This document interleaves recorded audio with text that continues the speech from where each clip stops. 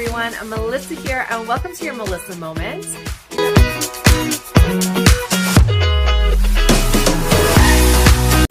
Hello everyone, Melissa here. Welcome to your Melissa Moment, and welcome to Turn the Page Thursday. We are reading Stephen King's You Like It Darker. We are on the short story Danny Coughlin's Bad Dream, and last week Danny was getting interrogated for a murder that he did not commit. At least he says he did not commit. So let's jump right into it, because as I've said, this short story is anything but short. So we still have a long way to go to finish this one, and I don't want to waste any time. If you missed the last few readings of it, please go back. Otherwise, you're going to be really confused. When they're gone, Jalbert turns off the camera and the recorder. That was interesting. She nods. He peers into her face. Any doubts? No. Because a couple of times you looked like he might actually be convincing you. No doubts. He knew where she was because he put her there. That's the logic. The dream story is TV bullshit. Jalbert takes Danny's phone from the pocket of his coat. He punches in the passcode, swipes through the various apps, then turns it off again. We'll get this to forensics ASAP, and they'll go through the whole schmear, not just his locations going back to June 1st, emails, texts, photos, search history, clone it, get it back to him tomorrow or Monday. Given the way he turned it over to us, I don't think we'll find much, Davis says. I didn't expect that. He's a confident son of a buck, but he may have forgotten something. Just one single text could be enough. Davis remembers Jalbert saying the same thing, or close to it, about one single hair in the cab of Coughlin's truck being enough. But they found nothing. She says, we'll just find the one trip out to Gunnell. You know that, right? His phone went back at his trailer when he killed her and when he buried her, both at the same time or separately. Count on it. Jalbert says, 4. Pardon me? Nothing. Just thinking out loud. We'll get him, Ella. That confidence of his, the arrogance, will bring him down. How serious were you about the polygraph? Jalbert gives a humorless laugh. Either he's a sociopath or an outright psychopath. Did you feel that? She considers, then says, actually, I'm not sure I did. I am sure. Seen his kind before. And 9 times out of 10, they can beat the poly. Which would make it pointless. They leave the room and walk down the hall. The young cop who brought Coughlin in asks how it went. Turning the screws, Davis says. Jalbert likes that and gives her a pat on the arm. When they're outside, Davis digs her cigarettes out of her bag and offers them to Jalbert, who shakes his head but tells her to go ahead. The smoking lamp is lit. She flicks her Bic and takes a deep drag. The lawyer was right. We don't have much, do we? Jalbert looks out over Main Street, where not much is happening. Par for the course in Manitou. We will, Ella. Count on it. All else aside, he really does want to confess. You almost had him. He was wavering. Davis doesn't think he was wavering at all, but doesn't say so. Jalbert has been doing this for a long time, and she trusts his instincts over her own. 2 things continue to bother me, she says. What? How relieved he looked when you told him you had DNA from the doer, and how he smiled when I told him we had her fingerprints on the dashboard of his truck. He knew I was lying. Jalbert runs a hand through what remains of his red and gray hair. He knew you were bluffing. But the DNA thing, it was just so what? So immediate. Like he thought he was off the hook. He turns to her, thinks about the dream, Ella. Did you believe that for a single second? She answers without hesitation. No, he was lying. There was no dream. He nods. Keep that centered in your thoughts, and you'll be fine. Jalbert has a 5-room bachelor ranchette in Lawrence, almost within shouting distance of the home office in Kansas City. But he won't be going back there until Coughlin has been arrested, indicted, and bound over for trial. His boxy 2-bedroom suite in Lyons is close to both Manitou and Great Bend. Well, in Kansas terms, they're close. It's a big state, the 13th largest. Jalbert likes to keep track of such things. He stands at the window on Saturday evening, watching dusk turn to dark and thinking about the interrogation of Coughlin that morning. Ella did a fine job. Jalbert couldn't have done it better himself. But it was unsatisfying just the same. He didn't expect Coughlin to lawyer up. He expected him to confess. Next time, he thinks, just have to keep grinding. He's good at grinding. But tonight, he has nothing to grind on. Nothing to do. He doesn't watch TV, and he's run the chairs twice. He got a couple of Hot Pockets at the convenience store across the street and zapped them in the microwave. 3 minutes, 180 seconds, 1 to 18, added inclusively with 9 left over. Jalbert doesn't like leftover numbers, but sometimes you have to live with them. The Hot Pockets aren't particularly tasty, and Jalbert has an expense account, but he never even considers ordering from room service. What would be the point? Food is just body gasoline. He's never been married. He has no friends. He likes Davis, but she is and always will be an associate. He has no pets. Once as a child, he had a parakeet, but it died. He has no vices, unless masturbation counts, which he does once a week. The problem of Coughlin nags at him. He's like a fly that keeps avoiding the rolled-up newspaper. Jalbert decides to go to bed. He'll be up at 4, but that's all right. He likes the early hours, and he may wake with more clarity on the Coughlin problem. He undresses slowly, counting to 11 each time he takes off an item of clothing. 2 shoes, 2 socks, pants, underpants, shirt, undershirt. That makes 88. Not a good number. It's one favored by Neophasis. He takes a suitcase out from under the bed, removes the gym shorts he sleeps in, and puts them on. He takes him up to 99. He sits in a desk chair to add 1 more, which takes him to 100. A good number. One you can depend on. He goes into the bathroom. There's no scale. He'll ask for one tomorrow. He brushes his teeth, counting strokes down from 17. He urinates, washes his hands, and kneels at the foot of his bed. He asks God to help him get justice for poor Miss Yvonne. Then he lies in the dark with his hands clasped on his narrowed chest, waiting for sleep. "We don't have much," Ella said, and she was right. They know he did it, but the truck was clean, the trailer was clean, and he showed up with a lawyer. Not a very good one, but a lawyer is a lawyer. The phone may give them something, but given the way Coughlin handed it over... Not at first, Jalbert says. He took time to think about it, didn't he? Making sure it was safe.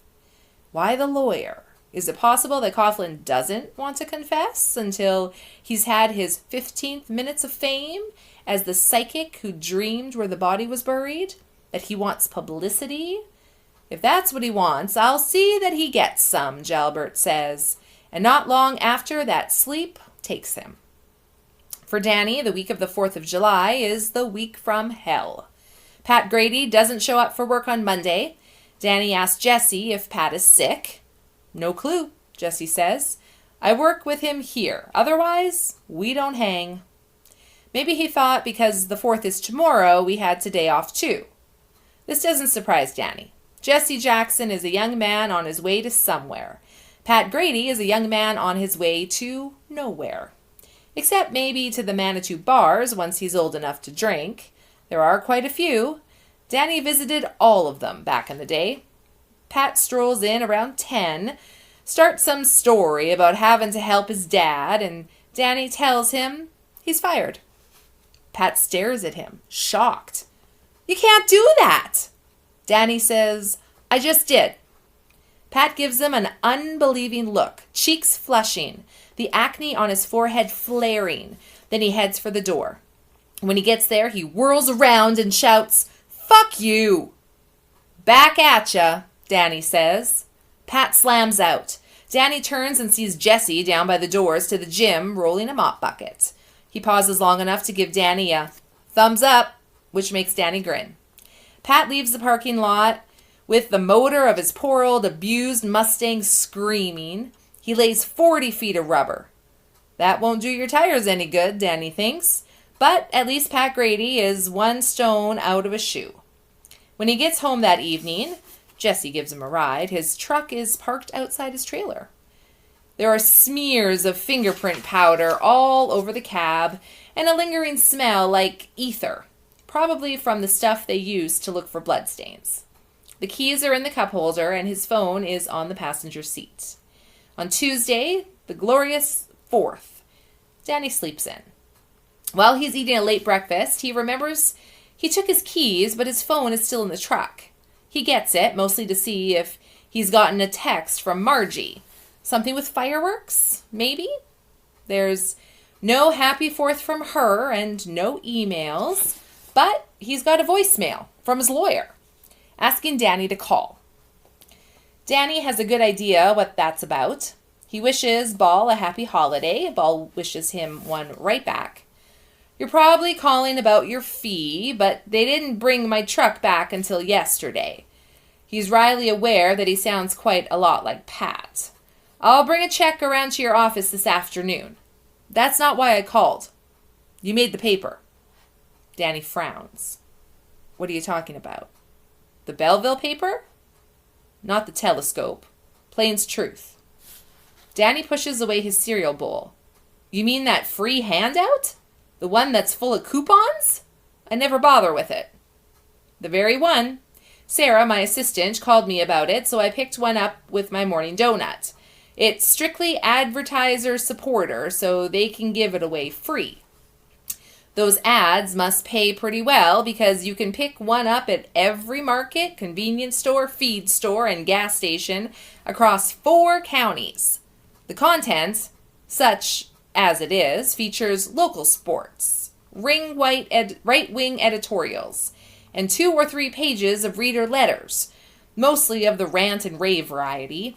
As far as news goes, they don't care what they print, which in the latest issue includes the dead woman's name. They printed it? Yep. Yvonne Wicker of Oklahoma City. And listen to this. Police received an anonymous tip, which led them to the unfortunate young woman's shallow grave behind an abandoned building in Gunnell, a small town near the Nebraska border. A reliable source tells Plain's Truth that the tipster has been identified as Daniel M. Coughlin, currently employed as a janitor at Wilder High School. He is said to be aiding KBI detectives with their hunt for the killer. Danny is astounded. Can they do that? Release my name when I haven't been charged with anything? It's not accepted newspaper practice, but Plain's Truth ain't really a newspaper, just toilet reading. There's more.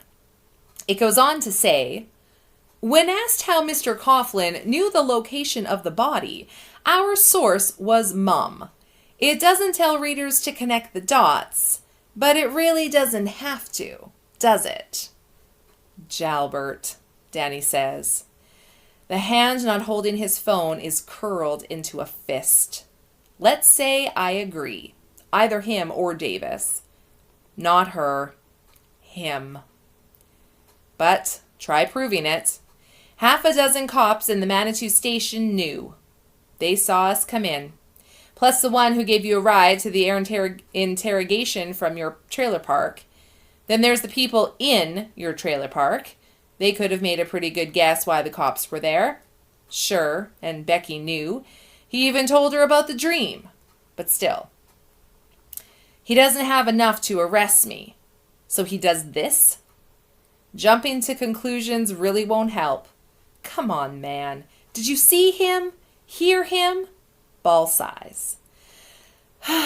Danny, you need a lawyer who can advise you better than I can. A criminal lawyer. I'll stick with you for the time being, Maybe this will blow over. It might, I suppose. Only 4 words, but they are enough to tell Danny that Ball thinks that is unlikely, maybe even absurd. On Wednesday of the week from hell, Danny finds out he's going to lose his job. At noon, he goes out to his truck, planning to grab his dinner bucket and join Jesse at one of the picnic tables out back. He takes his phone out of the glove compartment, checks his emails, and immediately loses his appetite. He has 3. One is from the Belleville Telescope. One is from Plains Truth, both asking for comments about his connection to the murder of Yvonne Wicker. The one from Plains Truth also asks him to confirm or deny reports that you were led to Miss Wicker's burial site in a dream. He deletes both. The third is from the Wilder County Superintendent of Schools. It informs him that due to budget cuts, his position as head custodian at Wilder High School has been eliminated. He's instructed to finish the week, but come Monday, he'll be out of a job.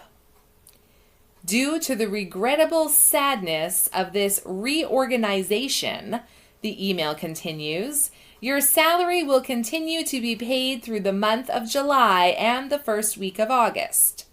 If he has questions, he should get in touch with the Assistant Superintendent and County Schools Comptroller, Susan Eggers. There's a phone number and also a Zoom link. Danny reads this boilerplate "fuck you" over several times to make sure he understands. Then he tosses the phone back into the glove compartment and cuts through the gym to the picnic table. Want some chili? Jesse asks.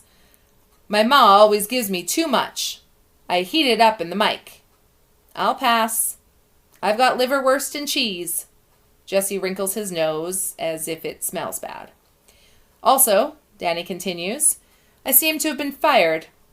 Jesse puts down his plastic spoon. Say what? You heard me. Friday's my last day. Why? He pauses and then says, Is it about the girl? You know about that, huh? Everybody knows about it. Of course they do, Danny thinks. Well, they're not saying that, but they couldn't, could they? Since I didn't do anything but report a body, they're saying budget cuts.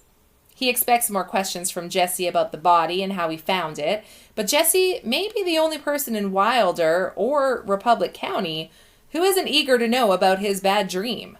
Jesse has other concerns, and God bless him for it, Danny thinks. Oh, man. We're supposed to put a coat of varnish on the gym floor. I can't do that by myself. I don't know how. It's not rocket science. We'll do it tomorrow. The important thing is once you start, you have to keep going and wear a bandana or a COVID mask. We'll open all the windows, but it's still gonna stink. They can't leave me here alone. Jesse almost bleats this. I don't have a key, and I don't want 'em. Jeez, Danny, I'm black. Something happens, cleaning supplies disappear, or stuff from the canteen. Who's going to be blamed? I hear ya. And I'll find out what the plan is, Danny says. I have a number to call. I'm going to take care of you if I can. Can they do it? Can't you, sue their asses? I don't think so, Danny says. Kansas is an at-will state. What that means is that my employer doesn't need to provide just cause for my termination. That's so unfair. Danny smiles. For which of us? Both of us, man. I mean, shit. Danny says, could I still have some of that chili? He doesn't call Susan Eggers that afternoon. He Zooms her. He wants to look her in the face. But first he checks the Wilder County budget for last year and the current one. He finds what he expected. Eggers is a middle-aged woman with a helmet of gray hair, round gold-rimmed glasses, and a narrow face, an accountant's face, Danny thinks. She's at her desk. Behind her is a framed jumbo-sized version of the Little House on the Prairie book jacket. Little girls in the back of a Conestoga wagon, both of them looking scared to death. Mr. Coughlin, she says. That's right, the man you just fired. Eggers folds her hands and looks directly into a computer's camera lens. Terminated, Mr. Coughlin. And although we didn't have to, we even gave you a valid reason. Budget cuts, yes. But the county school budget isn't smaller this year. It's actually 10% larger. I checked, to be sure. She gives him a tight little smile that says, "Oh, ye of little knowledge. Inflation has outpaced our budgets." Danny says, "Why don't we cut through this, Miss Eggers? You didn't terminate me. You fired me. And the reason wasn't budgetary. It was because of rumors about a crime I didn't commit and haven't been charged with. Tell the goddamn truth." Susan Eggers clearly isn't used to being talked to this way. Her cheeks flush and a vertical line grooves her previously smooth forehead. "Do you really want to go there? All right. I have been given some rather unpleasant information about you, Mr. Coughlin. Aside from your current situation, you were arrested for violating a restraining order after stalking your ex-wife. You were jailed in Wichita, I understand. The jail part is true, but he was only in the cooler for a night, and it was for being drunk and obstreperous. Saying this, however, won't help his case. Not that he has a case to make. You've been talking to a man named Jalbert, haven't you? You or the superintendent, inspector with KBI, wears a black coat and baggy jeans?" She doesn't answer, but she blinks. "That's answer enough, Mr. Coughlin.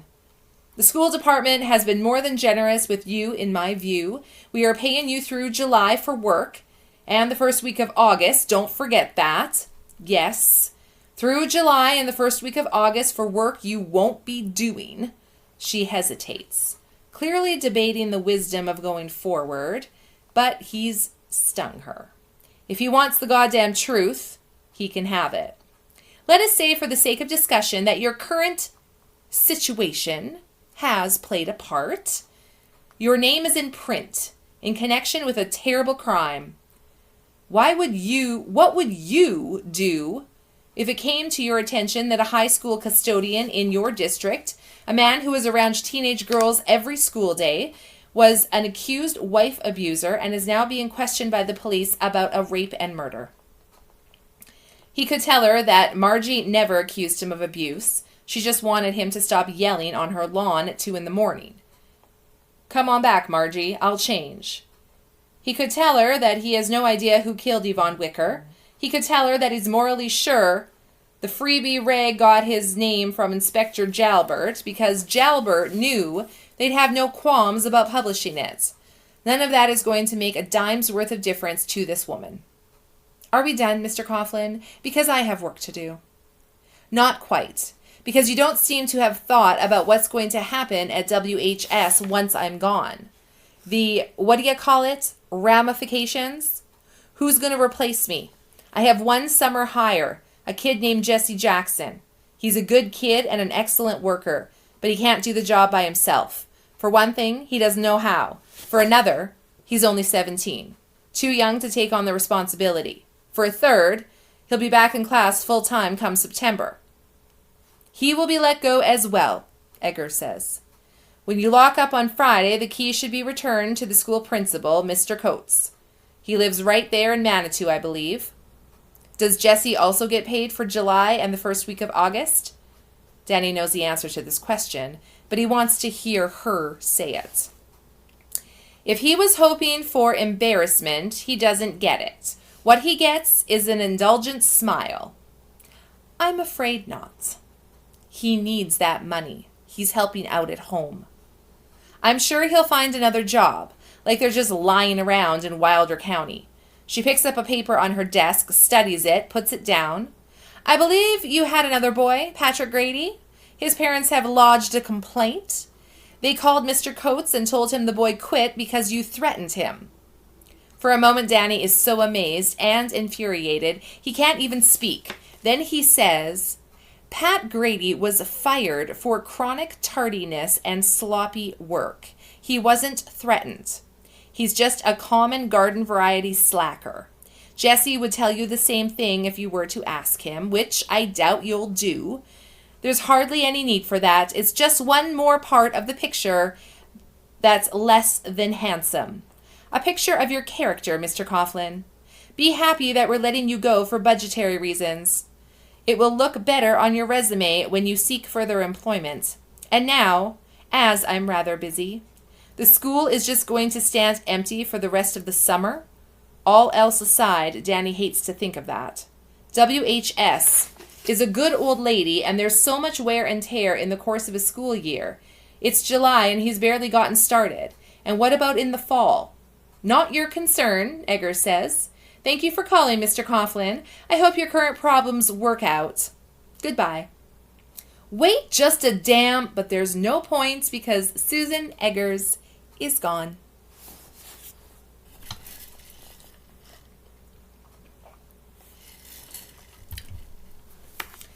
Early on Thursday evening of the week from hell, Danny is in the Manitou IGA doing his weekly shopping. He likes to do this chore on Thursdays because for most working people, the eagle screams on Friday and the market isn't very busy. His own paycheck, one of his last 5 or 6, will go into Citizens National via direct deposit the following day. He also has a little over $3,000 put aside, combined savings and checking, which won't stretch very far.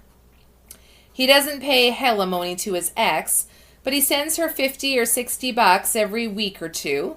He owes her that just for the trouble he's caused her. He won't be able to do it much longer, and he dreads the call to her he'll have to make explaining his situation.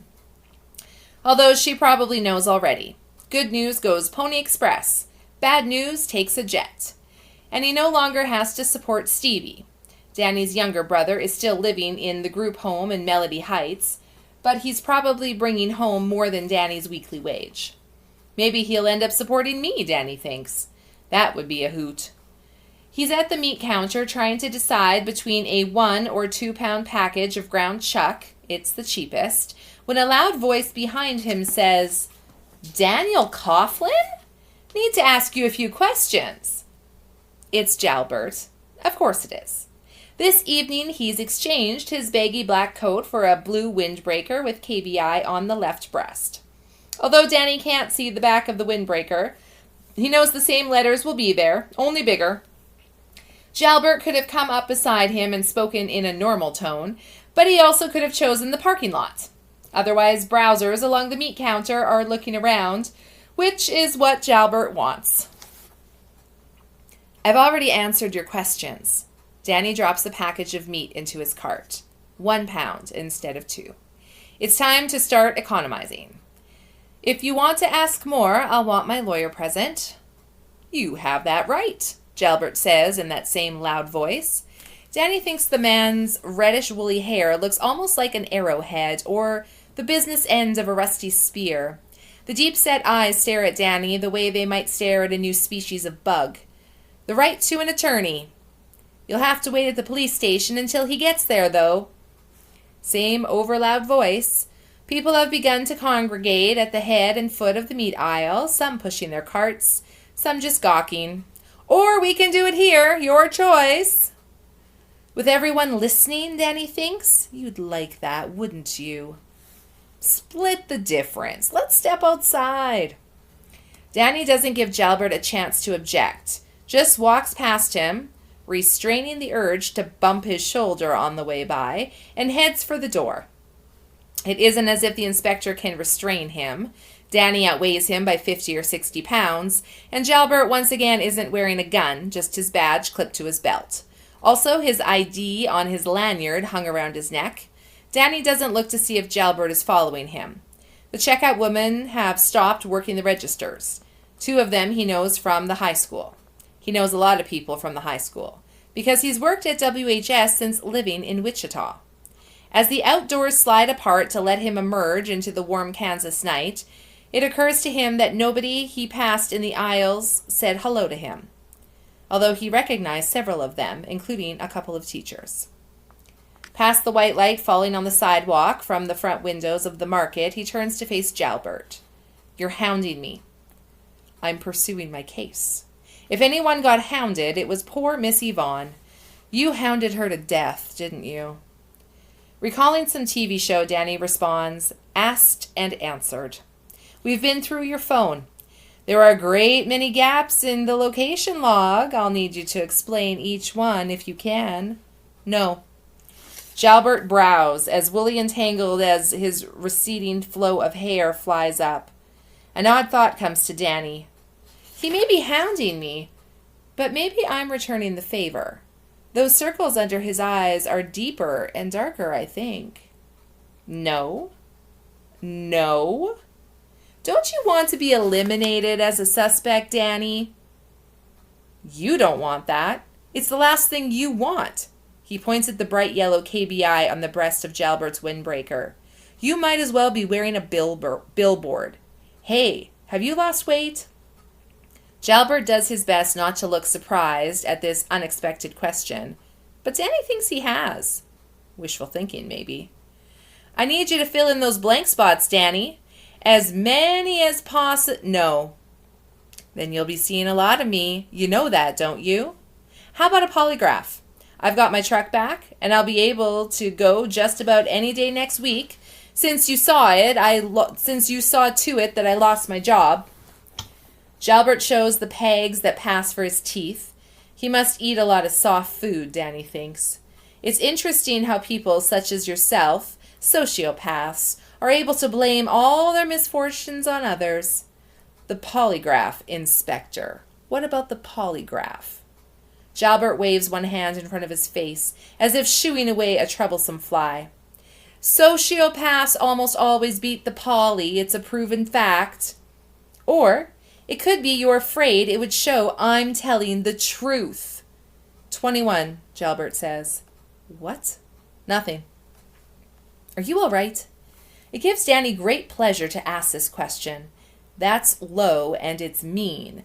But he's just been embarrassed in front of his town. What used to be his town, anyway. Jalbert says, you killed her.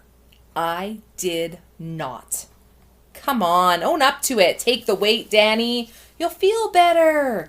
It's just you and me here. I'm not wearing a wire, and you can deny it later. Do it for me. Do it for yourself. Get it off your chest. There's nothing to confess. I had a dream. I went to where she was buried. I told the police. That's all there is. Jalbert laughs. You're persistent, Danny. I'll give you that. But I am too. Here's an idea. If you think I did it, charge me. Arrest me. Jalbert says nothing. You can't, can you?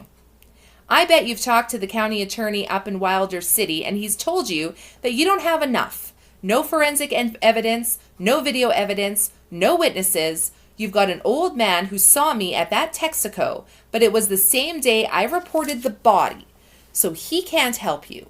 Basically, Inspector, you're fucked.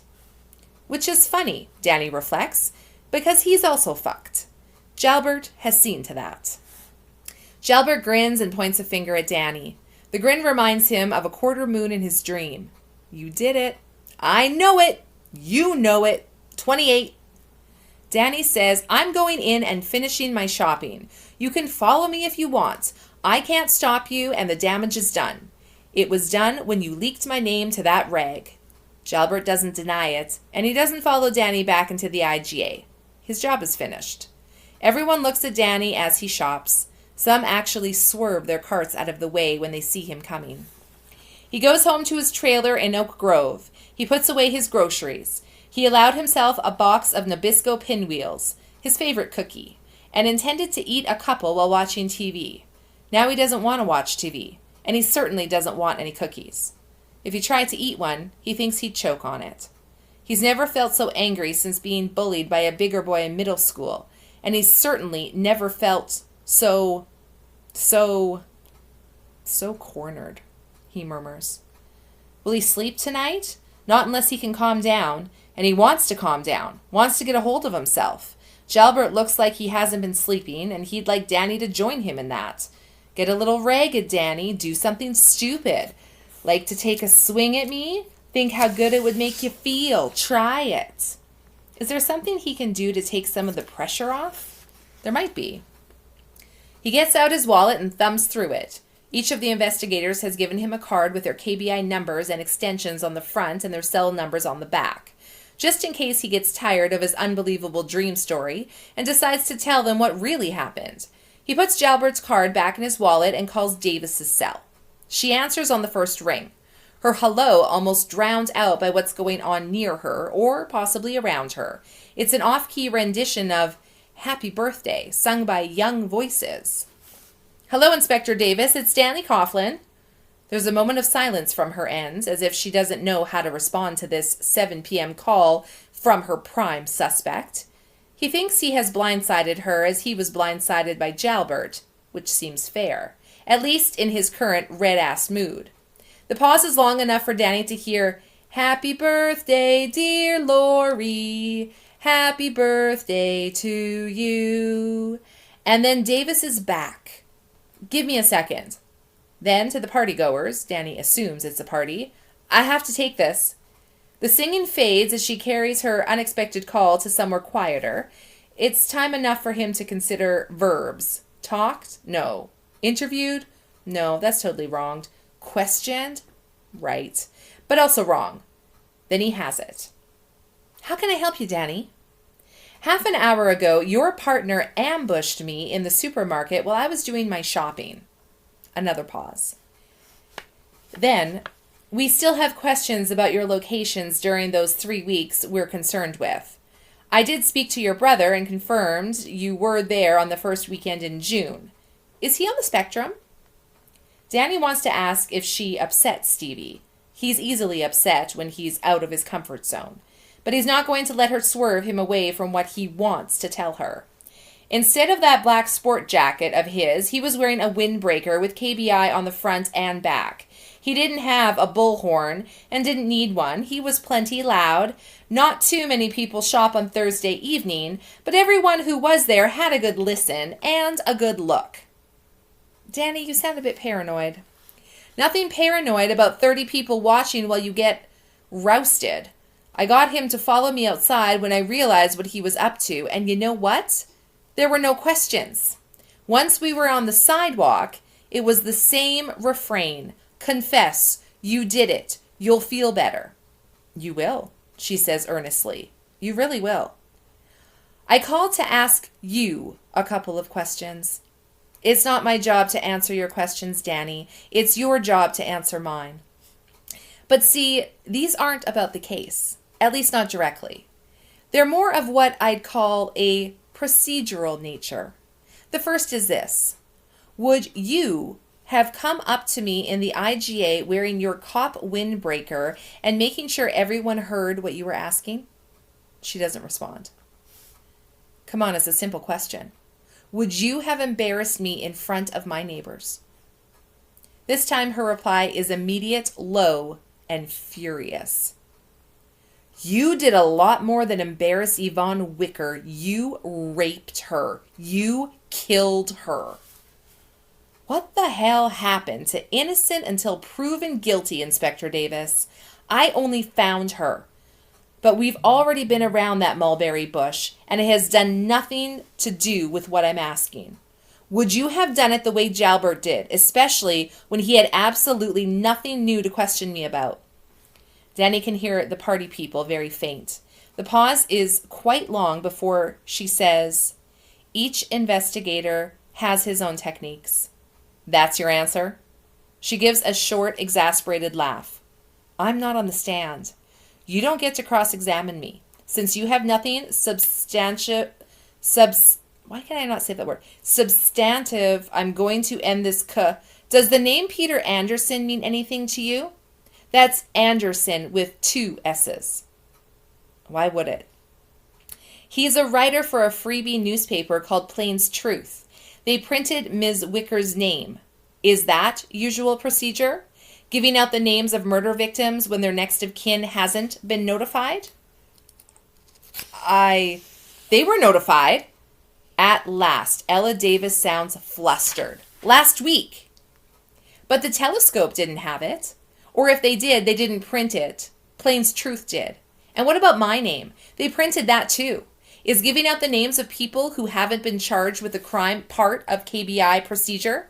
More silence. Danny hears a faint pop. He thinks it might have been a birthday balloon.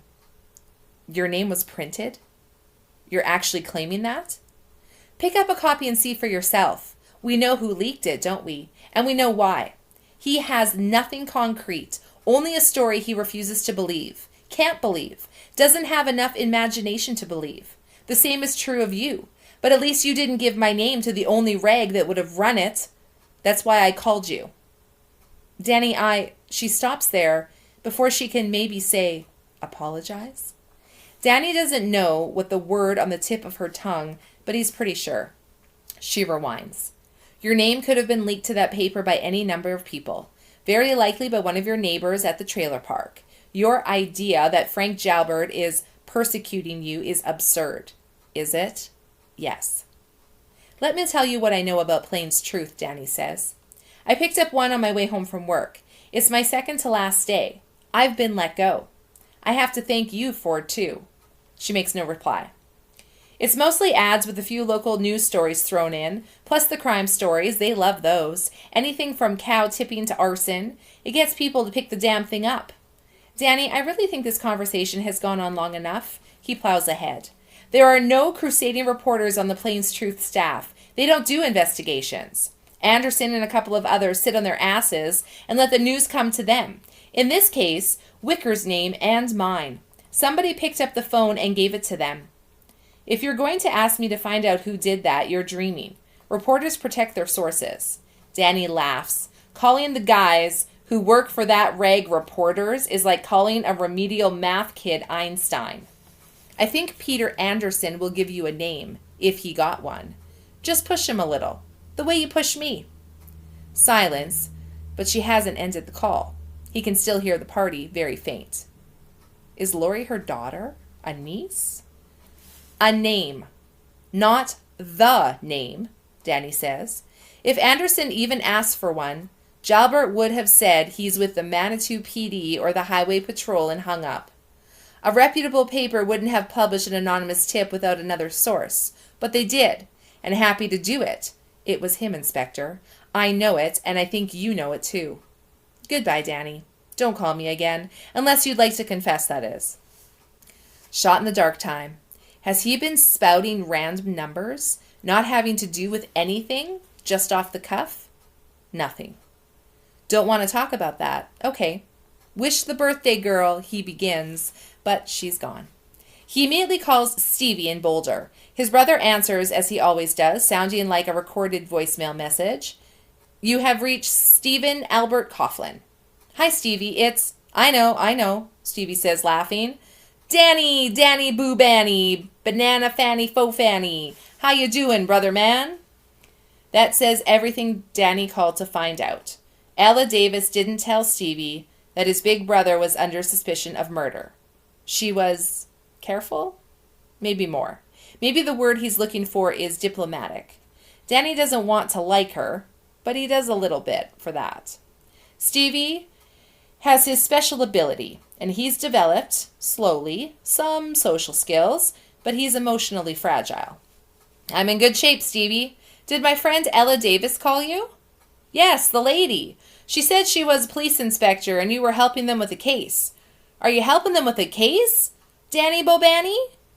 Trying, he says, then guides the conversation away. They talk about Nederland, where Stevie goes hiking on the weekends. They talk about a dance Stevie wants to do with his friend Janet and how they kissed 3 times after it was over while they were walking home. Someone is playing music loud and Stevie shouts at them to turn it down, which he never could have done as a teenager. Back then, he would have simply struck himself in the side of the head until someone made him stop. Danny says he has to go. His anger is mostly gone. Talking to Stevie does that. Stevie says, okay, then says the usual, ask me one. Danny's ready. Folger's special roast. Stevie laughs. It's a beautiful, joyful sound. When he's happy, he's really happy. Aisle 5, top shelf on the right as you go toward the meat counter. Price $12.90. It's actually classic roast. He lowers his voice confidently. Folger's special roast has been discontinued. Good one, Stevie. I have to go. Okay, Danny Bobani. I love you. I love you too. He's glad it was Davis who talked to Stevie. The thought of Jalbert doing it, of coming anywhere near his brother, makes Danny feel cold to the bone. Okay, guys, we're going to end it there for today. Continuing on next week, I think we've got a couple more weeks of this short story, you guys. I cannot wait to get to the end. I don't know about you, but like it feels like it's dragging, right? Like it's dragging a little bit here. Like let's just get to the point. Who killed her? I want to know. Anyway, thank you so much for watching Turn the Page Thursday. We'll see you guys next time. Bye.